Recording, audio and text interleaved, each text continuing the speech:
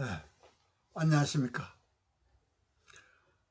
오늘은 지난 시간에 이어서 낙랑국 밖에서 삼국이 건국하다라는 말씀을 이렇게 드리려고 합니다.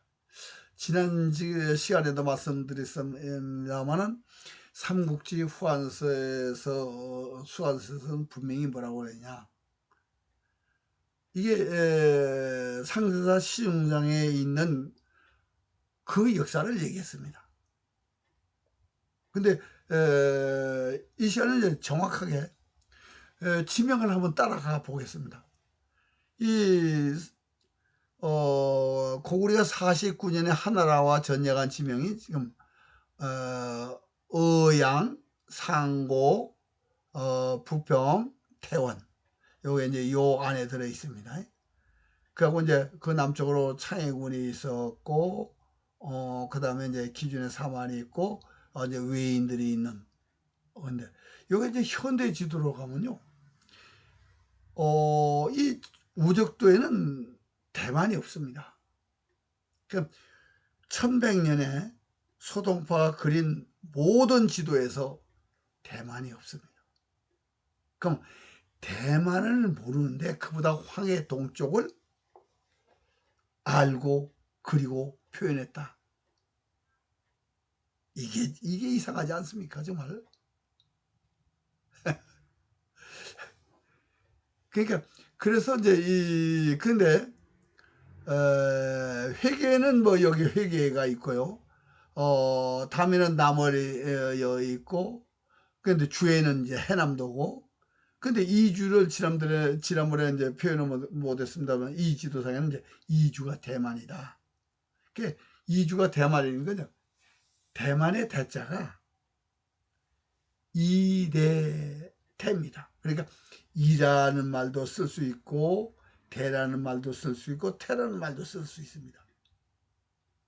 그러니까 그래서 이제 대만이라고 하는데, 그 대만이 이주였다는, 이주가 뭐냐? 외의 이주예요. 그 외는 뭐냐? 만 50국 중에 군호국과 비미국이 외인이니까. 그, 외 속에 이주, 바로 이 이주를 외인들이 다스린.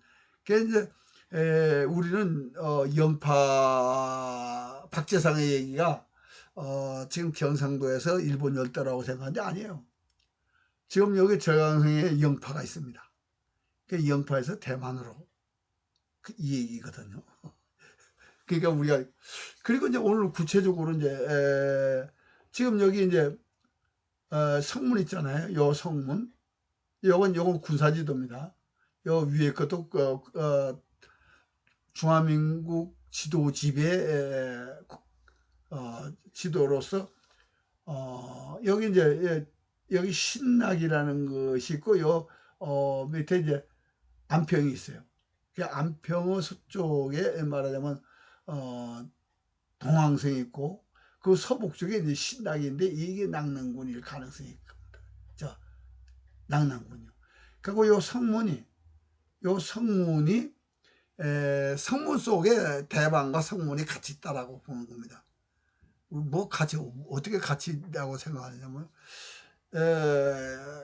김유신 때에 전쟁을 합니다. 신라군하고 당나라 군사하고. 그래서 당나라 군사는 성문에서 진을 치고 신라군은 대방에서 진을 친다. 그럼 진을 치고 싸우면은 먼 땅이 아니죠. 바로 성문, 지금은 성문시 전체 중에서 아마 그 전투를 하게 됐다고 이렇게 보여집니다. 그래서 성문 지도에 보면요, 지금 동남쪽에 방자와 대자라 쓰는 지명이 있습니다. 그곳을 대방군 지역으로 이렇게 보시면 되고, 성문을 이제 성문 그대로 보시면 될 겁니다. 그래서 신락에 있는 이 지역을 낙랑군으로 본다면 이겠지 대방군이 아니었나 이렇게 보여지면서 그리고 이제 중요한 것은요, 지난번에도 말씀드렸습니다. 낙랑국이 있을 때 고구려 백제 신라가 건국을 했거든요. 그러니까 이 낙랑국이 언제 32년 4월에 고구려에 편입이 됩니다. 그러니까 그 이전에 32년 벌써 그 60년 전 고구려 백제 신라가 건국한 걸로 돼 있으니까 그 건국이 바로 유엔제는 5월 지역에서 건국했다 이렇게 보시면 되는 겁니다. 근데 이제 제가 이제 이 지도상에서 고구려 부평 양산고 태원이 있는 이 지역을 고구려로 본다 그러면 고구려 동쪽에 옥주가 있는데 옥주의 대표적인 점이 해주. 지금 현재 요 해주가 있는데 지금은 해주가 없습니다.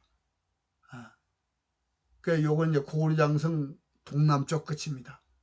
그 여기서 북쪽으로 부여성에서 요까지가 이제 고구려 천리장성으로 보시면 됩니다. 그리고 이제 요 광령은 지금 북진으로 되어 있는데요.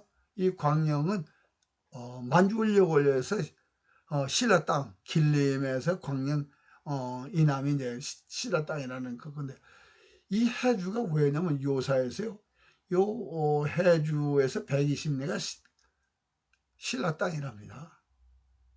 여기 이 지역이 암면은 요 나라 때 암면은 지역이라고 이렇게 보시면 됩니다. 그리고 해주에서 서남쪽으로 평양이 있다. 쭉 따라가서 보니까 여기 이제 창해군이 나오고 그래서 여기 평양성이 어디 있을까 찾아보니까 평양성 못 찾는데 안평 시내에 동항성은 있어요. 동항성이 뭐냐? 고구려 때 수도입니다. 고구려. 그럼 이 근처에서 평양성을 찾아야 된다는 얘기겠죠. 그냥 우리가 이제 요 사이에서 평양성을 찾아야 된다는 평양성 정확한 위치는 지금도 규명할 수는 없습니다. 그러나 어떻게 됐든 우리가 지금까지 이 고구려 백제 신라를 황해동 쪽에서 건국했다라고 하는 얘기는 이게 잘못됐다는 얘기죠. 삼국사에도 동의전에도 황해동 쪽에서 고구려 백제 신라가 건국했다는 것이 단 한 줄도 없습니다. 그럼 왜 고구려 백제 신라가 황해동 쪽으로 있냐? 그건 소동파의 지장도를 보고 이련이 동의전과 삼국사를 맞췄기 때문에 그렇습니다. 그 맞춘 것을 어떻게 맞추냐? 이련은 낙랑국이라는 항목을 두었어요. 두었으면서 어떻게 했냐? 낙랑국 내용은 안 쓰고 낙랑군, 한나라 낙랑군 내용을 기록합니다. 그러니까 덮어버리는 거죠. 그럼 낙랑국에다 낙랑군을 덮고 동인으로 덮어버리면 황해 동쪽 역사가 되는 겁니다. 그 덮을 때 어떻게 했냐? 이런 지장도를 보니까 남북 흑수 남쪽에 진안이 있다. 지장도가 그렇게 이련이 그렇게 얘기했습니다. 근데 지장도예요. 남북 흑수 남쪽으로 진안이 없습니다. 고구려 백제 신라를 하고 평양을 기록해놨어요. 그러니까 우리가 지금까지 알고 있는 진안이 있다. 그럼 고구려 백제가 있는데 그걸 진안으로 이련이 그냥 맞춰버린 겁니다. 이게 이제 송나라가 18사 동의전의 동의전 얘기를 황해동 쪽으로 밀어내기 위한 작업의 일환이었던 겁니다. 그걸 우리가 몰라요. 모르는 거예요. 그러니까 지금 동의전은 지금 소동파의 지장도나 임해사의 중국사에서 분명히 동의가 이 지역에 살았다라고 아예 표현을 해놨습니다. 임해상은.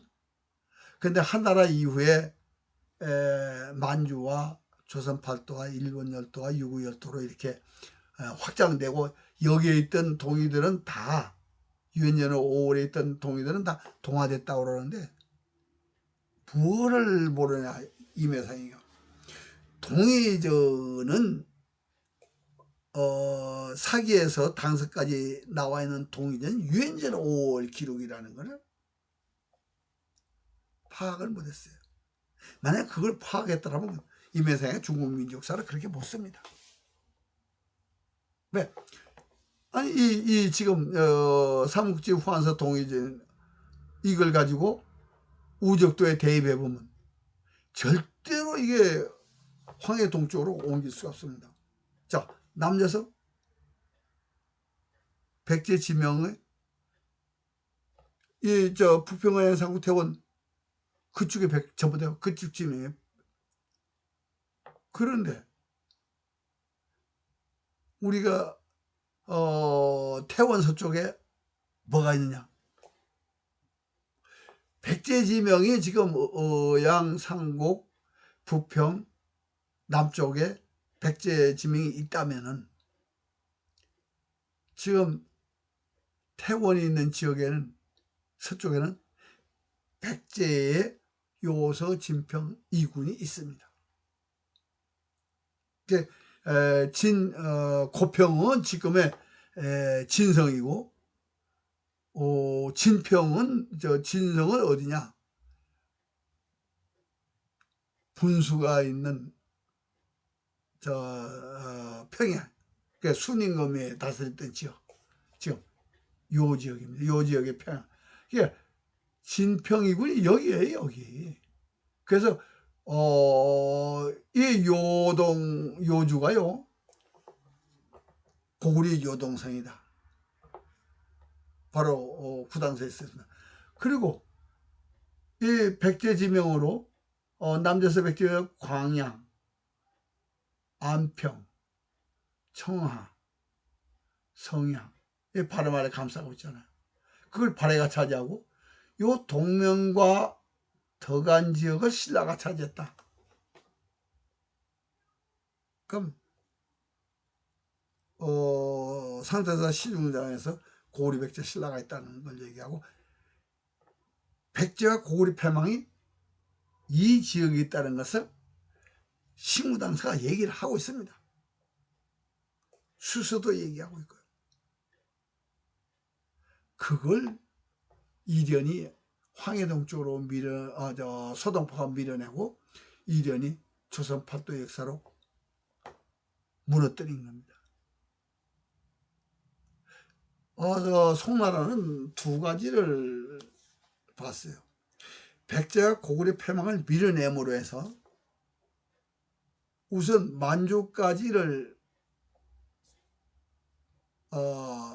한족이 다스렸다는 걸로 인식할 수 있게끔 만드는 겁니다. 그리고 한나라에서 당나라까지 진화 대륙을 통일했다는 이론을 황제바수에서 동의전을 밀어내요. 예, 진화인들은 송나라 때부터 진화인들은 진화 대륙을 만들기 위해서 동의전을 밀어냈다고 그러면 이련은요 낙랑국 지역에서부터 유엔제노 5월까지를 기록해야 함에도 아와 비아의 논리에 의해서 고리와 원나라의 아와 비아에서 어떻게 유엔제노 5월을 고구려 백제 신라가 다스렸다라고 할 수 있느냐라는 생각으로 이 부분을 최치원의 글을 인용하면서 배제를 해버렸습니다. 그래서 우리가 지금까지 이련의 작품에 의해서 우리가 동의 역사를 황해 동쪽으로 있는 걸로 배우게 되었다. 이 말씀을 드리면서 이 시간을 마치겠습니다. 감사합니다.